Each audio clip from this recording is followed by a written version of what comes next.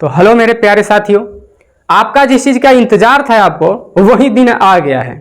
Final exam का इंतजार था क्या? नहीं भी फाइनल एग्जाम नहीं आया है, लेकिन फाइनल से कम भी नहीं है। इसको जरा सा भी कम मत समझिएगा। नाम है सेंटअप एग्जाम, लेकिन मिजाज फ्रेश कर देता है आपका। सुनने में तो आया होगा ना कि एग्जाम होने वाला है आपका इसी महीने में, तो प्रिपरेशन में लग जाओगे, जम के लग जाओ, ठीक है। क्योंकि ये एग्जाम इतना इंपॉर्टेंट होता है, एग्जाम ऑफ व्यू से इतना इंपॉर्टेंट कि अगर इसको मिस करना मतलब कि समझिए कि अगर आप बिरयानी खा रहे हो ना तो उसका मजा मिस कर दोगे, वैसा है। तो इस एग्जाम में बैठना बहुत ज्यादा जरूरी होता है। इससे क्या होता है कि, और दूसरा आपको बता दें कि इस एग्जाम में अगर आप बैठो तो प्रॉपर एग्जाम दो, और प्रॉपर के प्रॉपर अपना टाइम भी लो। ऐसा ना कुछ लोग होते हैं कि घंटे भर में अपना ऑब्जेक्टिव वगैरह करेंगे, फटाफट कॉपी कलम जमा करके घर पे, नहीं, ऐसा मत करो। 6 एग्जाम होगा हर एक सब्जेक्ट का। आपकी ट्यूशन में कभी भी, आपके कोचिंग में 3 घंटे का पेपर आपसे नहीं लिया जाता है, और डेली 1 हफ्ता एग्जाम आपको नहीं लिया जाएगा हर सब्जेक्ट का। कभी कैसा भी एग्जाम ले लिया जाएगा, कभी कुछ भी ले लिया जाएगा, ऐसा वगैरह वगैरह चलता रहता है। लेकिन वहां पर स्कूल पर आपको एक बार प्रैक्टिस करने का मौका मिल रहा है तो आप फुल प्रैक्टिस करिए। वहां समझिए कि एक तरह से वो ट्रेनिंग हो गया। क्या हो गया? आपको फाइनल एग्जाम से पहले आपको ट्रेनिंग दी जा रही है। लेकिन हम बात करेंगे कि क्या सर एग्जाम अगर छूट जाए तो हम क्या करें।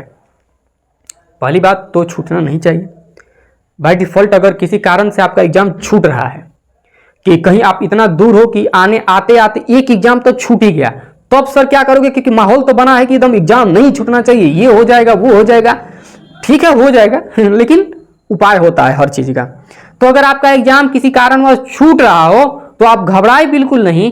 अगले दिन अगर जाओगे तो प्रिंसिपल से मिल करके पर्सनली आप अपनी समस्या बताओगे कि सर हम इस समस्या के कारण नहीं आ पाए, तो हमें वो पेपर चाहिए।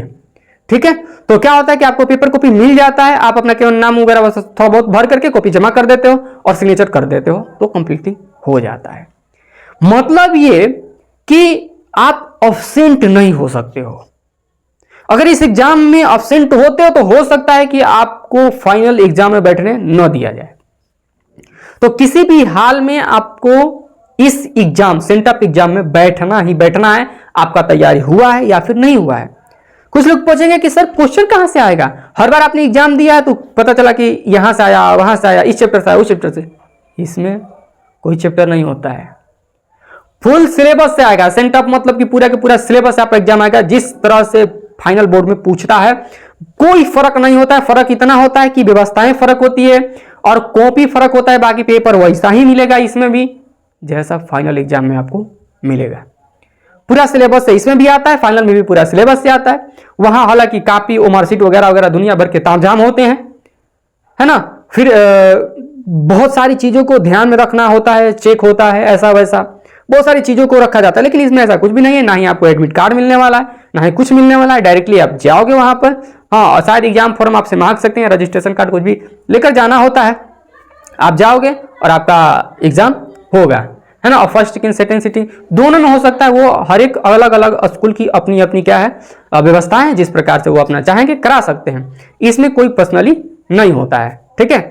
अब बोर्ड ने तो कह दिया, डेट वगैरह सब जारी कर दिया, हालांकि कि इस डेट को ये होगा वो होगा, रूटीन एक जारी कर दिया। सेंट्रल एग्जाम का क्या क्या है, रूटीन जारी किया, लेकिन अपने अपने कॉलेज करा सकते हो, उसमें कोई परेशानी नहीं होती है, ठीक है।